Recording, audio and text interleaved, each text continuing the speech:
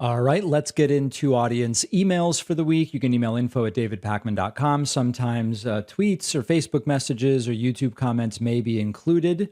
Let's just get right into it because there's so many to get to today. You know, one of the funny things that happens every time we stream a Trump rally is people who have no idea about our channel or anything, they'll just kind of like come by because they're looking for the rally, and then they'll see, oh, here's someone talking about it. That's me. And then they'll realize I'm not saying positive things, and then they get really mad. And they will start emailing. So as you can see, this one in particular happened during a recent rally on a Saturday. And Landon wrote in and just does in all caps, "We love Donald Trump. You are." And then that was the end of the email. Apparently they accidentally sent it. So then they follow up and they say, "A bum." They meant "you are a bum." Pack it up, loser. And then a little bit later, by the end of the thing, they say, "I can't wait until the Patriots cancel you, and you need to get a real job. Get a real job, commie." And this is pretty common. Of course, this is not a communist show, and this is a real job. And in fact, I think that lots of these folks have no clue what is going on when it comes to independent media. But I always appreciate them coming by and contributing their, increasing the view count by one, increasing the comment count by a couple. So thanks, Landon. Monty wrote in also during a recent Trump rally and said, "You are a stupid SOB. You think dumbass Biden is good for this country when we are paying $5 a gallon under his administration, $5 for a loaf of bread. Eggs are twice as much now than when Trump was president." I could on and on about the inflation under Biden. I also live by the Mexico-USA border, and I've never seen so bad as it is now. Crime has doubled under Biden. And on that subject, I could go on and on. I came upon your show by accident, and I'm glad I did, because now I can use you to show my liberal friends just how stupid they are. When Biden is not trying to introduce dead people, he's wrecking our country with the support of idiots like you. Well, Monty, I'd appreciate you sending some of those folks to my channel. We're trying to get to 2 million subscribers on YouTube. So, send them my way. I would very, very much appreciate that. Julia wrote in about my commentary last week about leftism, masculinity, and the poll that found that young women are moving more to the left, but young men are not. And Julia said, "I thought about your segment today on the young women becoming more leftist as opposed to young men staying where they are. I agree with you that many men simply don't admit to others that they're on the left. And the reason could be backlash from the right-leaning friends and family. Just look at these crazy right-wing nuts calling you gay pejoratively without any reason, solely based on political opinion. Keep doing what you're doing. Best of luck to you and your family." Yeah, I think that Julia's more or less spot on, and it more or less also echoes the comments that I made last week. There's been this sort of cartoonish stereotype of what masculinity is supposed to be under the Republican Party. And what's really funny about it is that Trump has espoused that idea, and so have many of his followers, despite Trump himself not actually being that. In fact, being very much the opposite in many ways. And that's because the facts don't really matter. It doesn't really make a difference to them.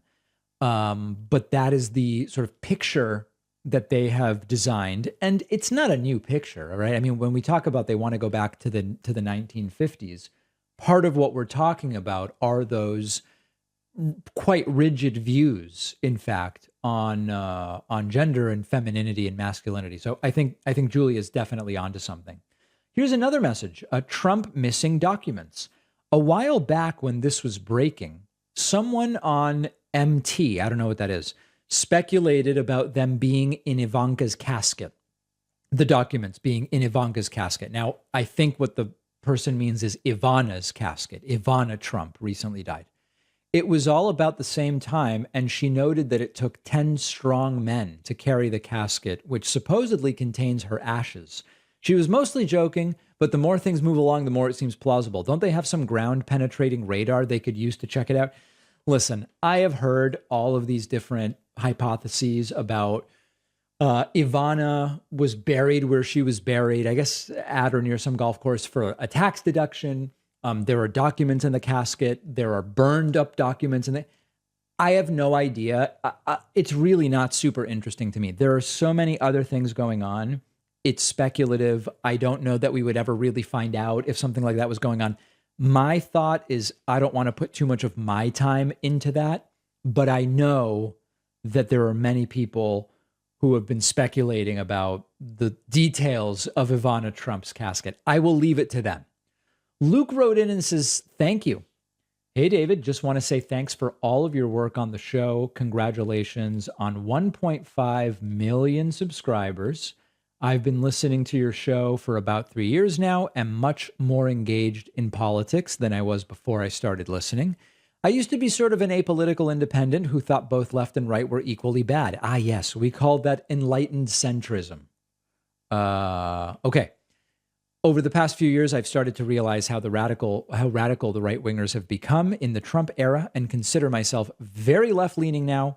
You certainly have had a big influence on that change. You also have a talent for clearly communicating ideas. That is all too rare, which I find myself emulating to some degree in my job as a teacher.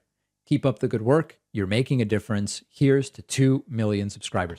You know, it's so rare that we just get like a nice email of that kind that I love that. And I love featuring it. Johnny Rode wrote in and says, there are multiple, how many followers on Twitter have you lost?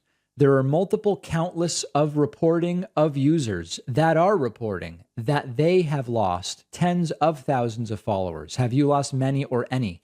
I don't even follow these people and never would, writing an article about it now. Yeah, so the first time that it was announced that Elon Musk was buying Twitter, tons of right-wing accounts gained a ton of followers, and some left-wing accounts lost some followers. I lost some. It wasn't really clear why. Was it people leaving the platform, joining the platform because of the news? I guess. Then it looked like Elon Musk wasn't going to buy Twitter. Now that, again, it's looking like he might buy it, I lost 4 followers on the day of that announcement. Now, I gain followers every day. Like you go back hundreds of days. Every day I gain followers. So losing any is weird. I don't really understand it. Maybe it's that on the news of Elon buying Twitter again, a bunch of left-wingers said, I'm not going to be on a platform owned by Elon Musk. So they quit. They canceled and deleted their account.